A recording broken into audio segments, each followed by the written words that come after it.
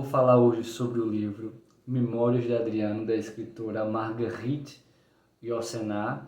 Esse vídeo vai ser parte de uma série de vídeos agora que eu vou começar a fazer sobre livros que eu achar muito marcantes, porque é uma técnica que ajuda a reter a experiência, né? Então, como eu tenho uma memória muito ruim, percebi, já fiz um vídeo sobre a Orgulho e Preconceito, da Jane Austen, e assim que eu sinto que eu estou esquecendo, eu vou lá, vejo o vídeo e reacendo novamente a chama e os eventos ali da história. Então a mesma coisa eu fiz com esse livro da Marguerite Yourcenar.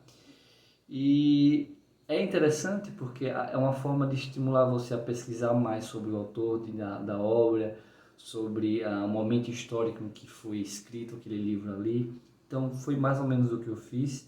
Vou falar um pouco sobre a autora e vou falar um pouco sobre o Imperador Adriano, que é o personagem principal desse livro. A Marguerite, que é uma escritora belga, que viveu grande parte da sua vida, na verdade, nos Estados Unidos, e que teve uma educação muito peculiar, muito interessante. Ela não é formada, ela é autodidata, né? Com 8 anos ela já falava grego, com 12 o pai ensinou latim, então desde cedo ela foi exposta ao pensamento dos antigos, ao helenismo, à Grécia Antiga, aos filósofos. Então, isso certamente sedimentou nela essa capacidade fascinante que ela tem em escrever sobre esse período. Então, aí quando ela tem 18, 19 anos, ela decide escrever sobre o Adriano, só que aí abandona o projeto. Ela se dá conta de que não tem envergadura o suficiente para escrever sobre o imperador. E acaba abandonando o projeto algumas décadas depois, aí, no momento eureka que ela teve, ela decide retomar o projeto. Então, o livro ele também tem uma particularidade, que é, no final, ela dedica grande parte das 40 páginas para falar sobre o porquê falar sobre o Adriano, por que escrever um livro sobre o Adriano. E aí ela vai explicar que o momento em que o Adriano governa ali Roma é um período em que há um declínio do politeísmo, os deuses pagãos, e o cristianismo ainda não é firme, né? Está surgindo ali, é visto por alguns romanos ainda como uma seita, na verdade. Então, o homem, segundo a escritora, ainda era o centro do universo ali. Então, para ela, foi um momento peculiar e ela achou interessante escrever sobre ele, sobre o Adriano. Já o Adriano, é muito interessante o Adriano, porque ele é um imperador muito atípico. Ele é considerado um dos 5 bons imperadores de Roma. A sequência, existe essa expressão 5 bons porque foi uma sequência de 5 bons imperadores da dinastia Nerva Antonina, da qual o Adriano faz parte. Então, começou ali com Nerva, depois Trajano, Adriano, Antoninus Pio, Lúcio e Marco Aurélio. Então eles fazem parte. O Lúcio não é considerado no 5, Marco Aurélio sim, que são considerados 5 bons imperadores de Roma. Por quê? Porque é o momento da famosa Pax Romana, um momento de prosperidade econômica, um momento de estabilidade política, um momento em que esses imperadores, a partir do Trajano, na verdade, Trajano foi um grande conquistador, tá? No final do reinado dele ali, o Império Romano estava na sua maior extensão territorial. Era muito difícil de administrar isso. E o que foi que Adriano fez? Ele decidiu que, bom, não quero expandir mais nada, inclusive vou devolver esses territórios aqui que foram conquistados, porque estão dando muito trabalho, e vou negociar paz com algumas regiões aí conflitantes, vou fortalecer as fronteiras. Ele construiu o famoso Muro de Adriano, que hoje separa o Reino Unido da Inglaterra, da Escócia. Para quem assistiu Game of Thrones, a Muralha do Norte ali é inspirada no Muro do Adriano, que está lá até hoje, esse muro, que na época era para separar a Britânia, que era o território do Império Romano, da Caledônia, que eram os bárbaros hoje da atual Escócia, né, que eram vistos como bárbaros pelos romanos. Quem não fazia parte do Império Romano era bárbaro, era assim que funcionava. Então, ele Ele investiu muito em infraestrutura, ele investiu muito em reformas sociais, então ele construiu muito aqueduto, construiu biblioteca, erigiu templos, o templo de Vênus, foi ele que reformou o Panteão, construiu a Vila do Adriano, enfim, o cara construía muita coisa, não tinha problema no seu reinado, então o que ele fazia era viajar e construir e embelezar o mundo. Tem uma passagem que ele fala justamente isso no livro. Sinto-me responsável pela beleza do mundo. Sinto-me responsável pela paz romana. Ele queria manter a paz romana. Ele queria que a paz fosse mantida na Grécia, para que eles continuassem o seu belo trabalho nos campos da filosofia, da política, da estética. Enfim, ele tinha esse objetivo. Ele era diferente do Trajano, ele não queria conquistar, destruir, pilhar, espoliar, escravizar. Não, ele queria administrar e relaxar. Essa era a vibe do Adriano. Então, ele é muito interessante, é um personagem muito interessante da história. Porém, apesar de ter sido um momento de muita paz, no final do seu principiado, foi meio sangrento, né? Então, teve um conflito ali com os judeus, porque o Adriano, há controvérsia sobre isso, né? Então, há correntes que dizem que essa revolta, a segunda revolta, a primeira revolta dos judeus foi a que aconteceu a destruição do templo, e essa segunda revolta, algumas décadas depois, a população é massacrada. A população judia é massacrada e é basicamente o início, o que marcou o fim da presença dos judeus na Terra Santa.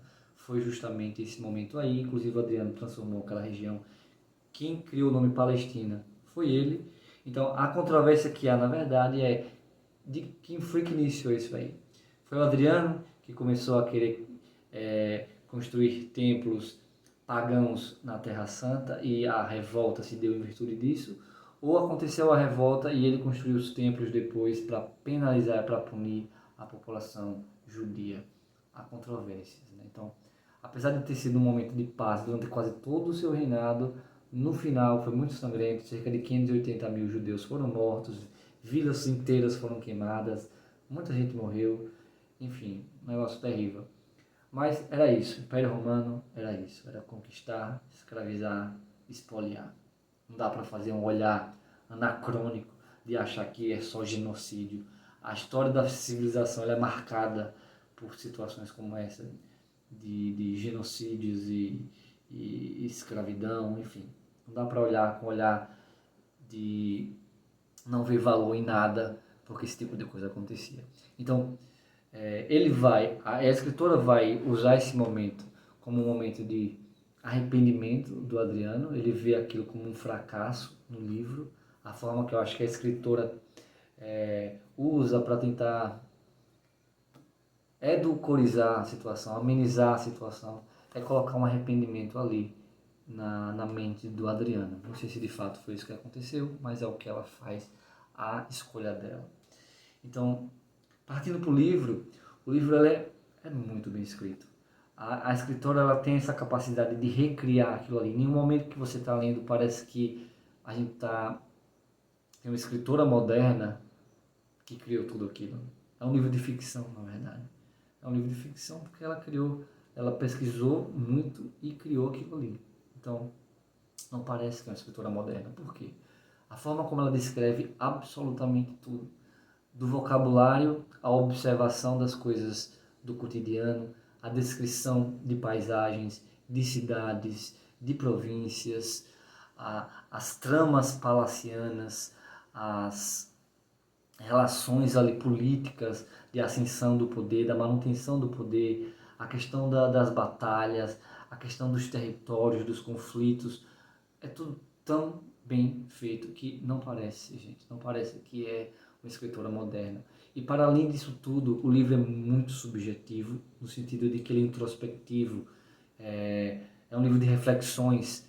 Na verdade, é uma série de cartas que o imperador Adriano manda para o seu neto adotivo Marco Aurélio, que vai ser o futuro imperador depois do Antonino.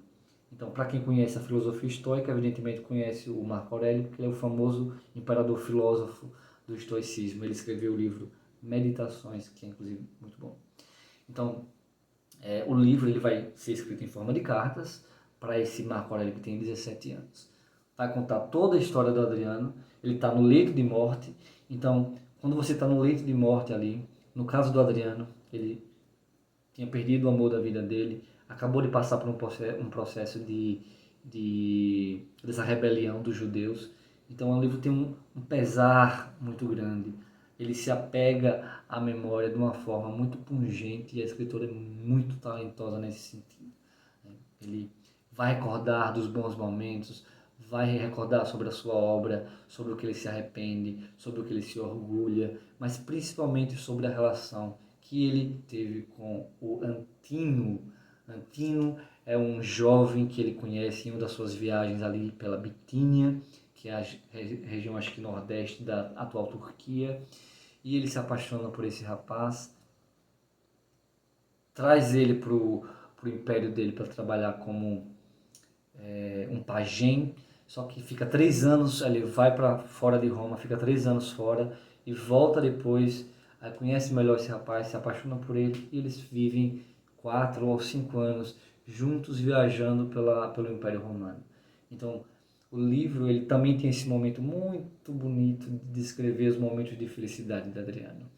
O Adriano teve um momento que ele chama de a Era de Ouro no livro, que é quando ele viajava pelas províncias. Inclusive, são as passagens mais bonitas do livro, que tem acaba evocando muito Homero, né? Tem umas passagens tipo cavalgávamos pelas florestas trácias e pelas planícies macedônias, enquanto a chuva tamborilava nas folhas e a neve resplandecia no topo do Monte Olimpo. Então, são passagens muito bonitas, muito vívidas, né? Os entardeceres rosados.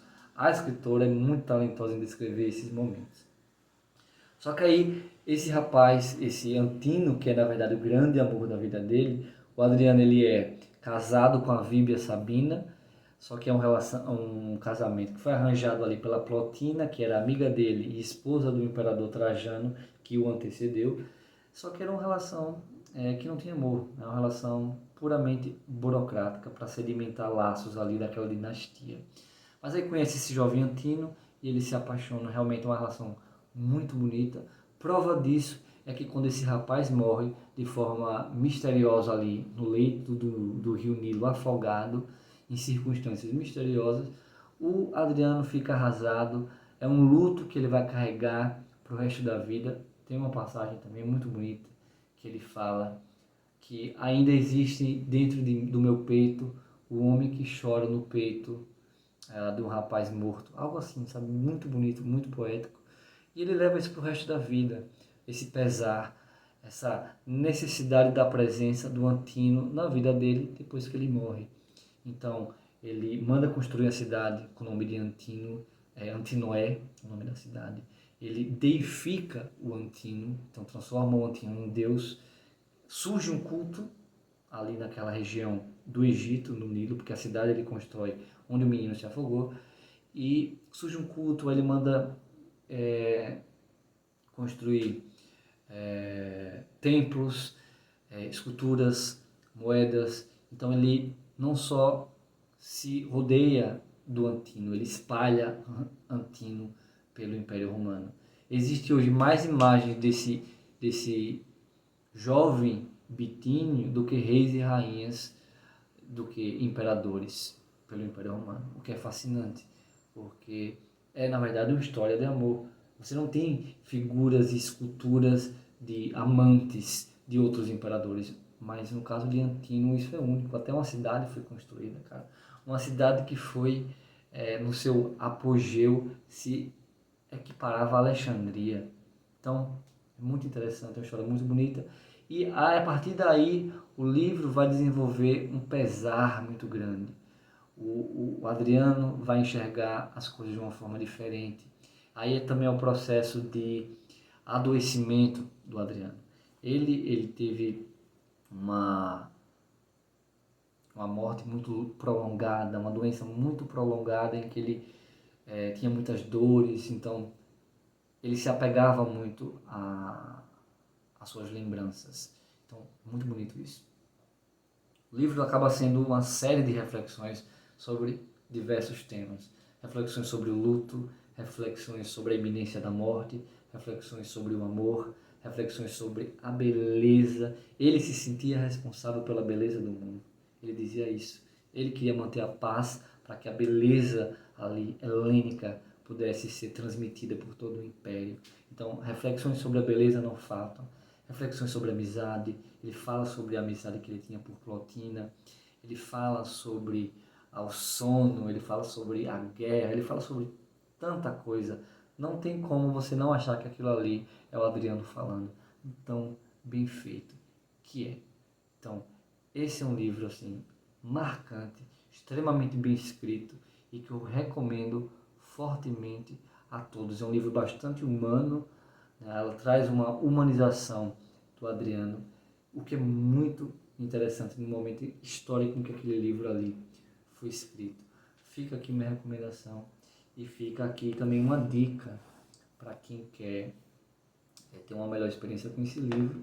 Eu estou lendo também o Alexandre o Grande, do Philip Kaufman, e percebi que é muito bom você ter um mapa da região. Eu comprei esse livro aqui, O Mundo Completo da Mitologia Grega, maravilhoso, extremamente bem ilustrado, e ele tem um mapa da Grécia Antiga, o que é perfeito para mim, que estou lendo o livro Alexandre o Grande. Então eu sei todas as passagens que o Alexandre faz aqui na Grécia, quando ele vai para o Império Persa, ele passa pelo Helesponto. Então é muito bom, é uma dica que eu dou para todos. Quem for ler o livro da Marguerite, também é legal você ter um mapa do Império Romano da época, para você não ficar perdido.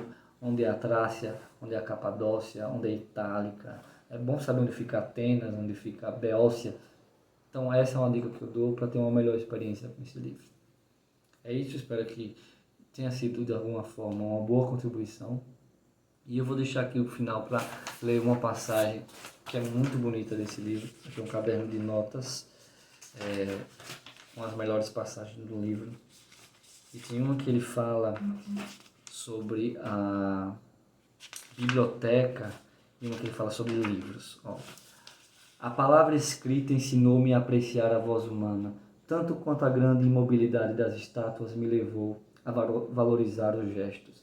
Em compensação, e no decorrer dos tempos, a vida me fez compreender os livros, mas estes mentem, mesmo os mais sinceros. Muito bonito isso.